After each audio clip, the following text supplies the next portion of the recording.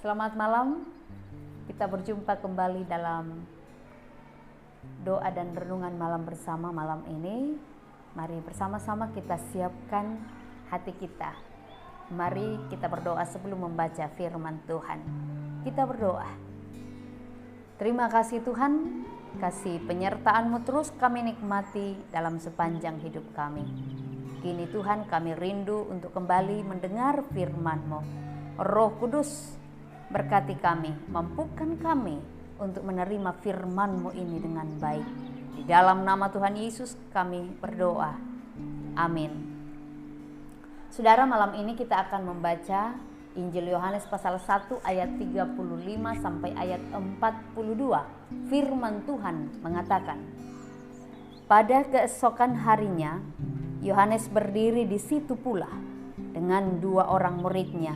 Dan ketika ia melihat Yesus lewat, ia berkata, "Lihatlah anak domba Allah." Kedua murid itu mendengar apa yang dikatakannya itu, lalu mereka pergi mengikut Yesus. Tetapi Yesus menoleh ke belakang, ia melihat bahwa mereka mengikut dia, lalu berkata kepada mereka, "Apakah yang kamu cari?" Kata mereka kepadanya, "Rabi," artinya guru, "di manakah engkau tinggal?" Ia berkata kepada mereka, "Marilah dan kamu akan melihatnya." Mereka pun datang dan melihat di mana ia tinggal, dan hari itu mereka tinggal bersama-sama dengan dia. Waktu itu kira-kira pukul 4. Salah seorang dari kedua yang mendengar perkataan Yohanes lalu mengikut Yesus adalah Andreas, saudara Simon Petrus. Andreas mula-mula bertemu dengan Simon saudaranya, dan ia berkata kepadanya, "Kami telah menemukan Mesias," artinya Kristus. Ia membawanya kepada Yesus. Yesus memandang dia dan berkata, "Engkau Simon, anak Yohanes, engkau akan dinamakan Kefas," artinya Petrus. Amin. Saudara-saudara yang kekasih dalam Tuhan, kebanyakan yang kita saksikan, yang lumrah kita lihat adalah kebanyakan orang Kristen masa sekarang ini mengukur keberhasilan seorang pelayan Tuhan itu atau hamba Tuhan itu dari sisi popularitasnya, atau mengukur dari jam terbang pelayanan, atau diukur dari kelimpahan materi, atau juga biasanya diukur dari besarnya manifestasi kuasa Tuhan yang tampak secara nyata dalam pelayanannya. Itu yang paling banyak kita lihat, dan itu di kebanyakan orang itu yang menjadi ukuran. Nah, namun berbeda dengan kisah yang kita baca dalam pembacaan kita pada malam ini. Kisah pemanggilan murid yang pertama, yaitu Andreas dan Simon Petrus, adalah sebuah kisah yang amat sangat menarik dalam pembacaan kita ini, di mana Andreas yang pertama berjumpa dengan Tuhan, namun Petruslah yang paling populer di antara mereka, di antara murid, karena Petruslah yang paling banyak mendemonstrasikan kuasa Tuhan, dan dia yang paling dikenal di tengah-tengah jemaat. Namun saudara-saudara, hal itu tidak berarti bahwa murid-murid yang lain tidak memiliki karunia yang spektakuler, yang dikatakan sebagai pelayan Tuhan yang tidak berhasil di mata Tuhan atau berkualitas rendah dibandingkan murid yang lain. Tidak. Di sini kita belajar ternyata keberhasilan seseorang pelayan Tuhan itu lebih mengacu kepada karakter dan ketaatannya. Nah, tidak semua dari 12 murid yang dipilih oleh Tuhan Yesus itu menjadi orang-orang yang menonjol dan orang-orang yang terkenal karena memiliki karunia-karunia yang spektakuler seperti yang dimiliki oleh Petrus. Nah, namun saudara, masing-masing memiliki sebuah kelebihan dan saling melengkapi untuk memberitakan Injil dan memajukan kerajaan Allah. Andreas salah satunya. Mungkin banyak orang yang punya nama Andreas, namun malam ini kita mau lihat siapakah Andreas sesungguhnya itu dalam Alkitab. Andreas secara harafiah itu dalam bahasa Yunani itu berarti jantan. Nah, meski tidak sepopuler dengan Petrus, tetapi Andreas ini peranannya tidak boleh dipandang rendah. Andreaslah yang pertama kali memperkenalkan Petrus itu kepada Tuhan Yesus. Tapi justru Petruslah yang tampak lebih menonjol dan lebih dikenal dalam pelayanannya. Dia yang paling terkenal.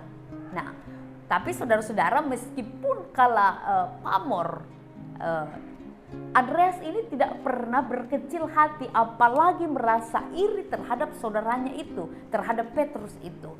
Karena mengapa? Karena ia menyadari bahwa peranannya itu adalah sebagai perantara, sebagai pembawa jiwa, seorang yang bersemangat memperkenalkan orang lain kepada Tuhan Yesus.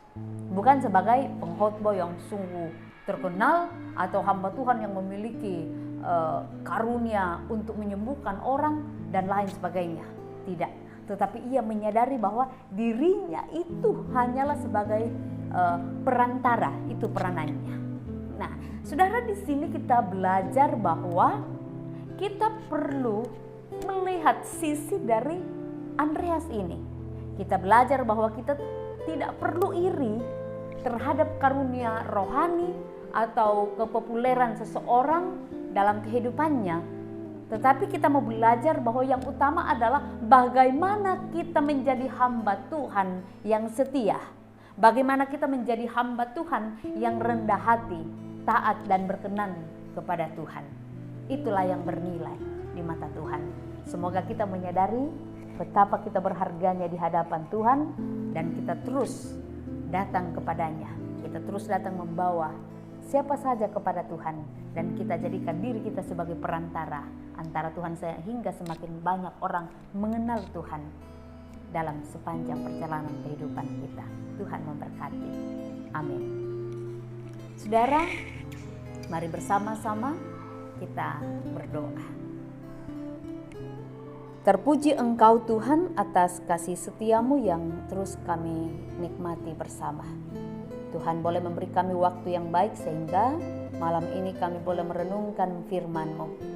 Ajar kami untuk senantiasa memiliki kerendahan hati, ketaatan yang penuh kepada Tuhan, sehingga dalam kehidupan kami Tuhan, kami pun bisa berperan seperti Andreas sebagai perantara mengantar orang untuk mengenal Tuhan. Ajarkan kami Tuhan untuk senantiasa dekat kepadamu, sehingga dalam kehidupan kami sungguh menikmati kebersamaan dalam kehidupan kami bersama dengan Tuhan. Bapa di sorga, malam ini kami berdoa untuk seluruh jemaat-Mu di Jemaat Dadi. Berkati Tuhan, biarlah seluruh jemaat-Mu di Jemaat Dadi senantiasa dalam keadaan yang baik, senantiasa merasakan penyertaan Tuhan di setiap pergumulan, pekerjaan dan rencana seluruh jemaat-Mu di Jemaat Dadi ini. Kami berdoa untuk jemaat-Mu yang sudah lansia. Kami percaya kekuatan Roh Kudus akan menopang orang tua kami, sehingga dalam masa lansia yang mereka nikmati Tuhan, mereka tetap bersuka cita atas segala penyertaan-Mu. Kami berdoa untuk seluruh jemaat-Mu yang sakit. Kami percaya Engkaulah tabib di atas segala tabib. Engkau yang sanggup memulihkan kondisi sakit mereka untuk memperoleh kekuatan dan kesembuhan serta kepulihan di dalam Tuhan. Secara khusus Tuhan, malam ini kami berdoa untuk saudara kekasih kami Ibu Lia Kombong yang saat ini sedang dirawat di rumah sakit Siloam. Kami percaya Tuhan yang akan menolong sehingga Ibu kekasih kami ini memperoleh kekuatan dan kesembuhan kembali. Pada malam ini pun Tuhan kami bersuka cita, bersyukur bersama dengan beberapa jemaat-Mu yang boleh berulang tahun pada hari ini tanggal 20 Juli. Kami menyebut di hadapan-Mu Tuhan, saudara kekasih Ardi di Dadi Tengah, Peter Mangak Dadi Tengah, Yohanes Luku Rapocini Utara, Foni Banta Bantaeng dan Yeni Banta Bantaeng. Kami percaya Tuhan sukacita mereka akan senantiasa dilengkapi dengan merasakan bahwa betapa kasih-Mu itu Engkau terus curahkan bagi mereka, sehingga pada hari ini Tuhan Kami boleh bersyukur bersuka cita atas karunia-Mu bagi saudara-saudara kami, sehingga mereka terus berkeyakinan bahwa anugerah itu adalah dari Tuhan dan mereka tetap bersyukur bagi-Mu. Bapa di sorga, kami berdoa untuk saudara-saudara kami yang saat ini sedang bergumul karena musibah banjir bandang di Masambah. Kami percaya Tuhan, Engkau yang mengulurkan tangan-Mu lewat cara Tuhan, sehingga mereka boleh menikmati jamahan kuasa-Mu lewat orang-orang yang Engkau pakai Tuhan. Pakai kami semua untuk menyatakan perhatian dan kepedulian kami bagi sesama kami di sana. Biarlah mereka Tuhan akan merasakan sentuhan kuasa Tuhan lewat cara Tuhan. Bapa di sorga, jaga kami malam ini Tuhan, biarlah kami boleh beristirahat dengan baik. Dan kami bersyukur kepadamu dalam penuh keyakinan di dalam nama Tuhan kami, Yesus Kristus. Amin. Saudara, demikian doa dan renungan malam yang kita alami bersama pada malam ini. Tuhan Yesus memberkati seluruh jemaat Tuhan.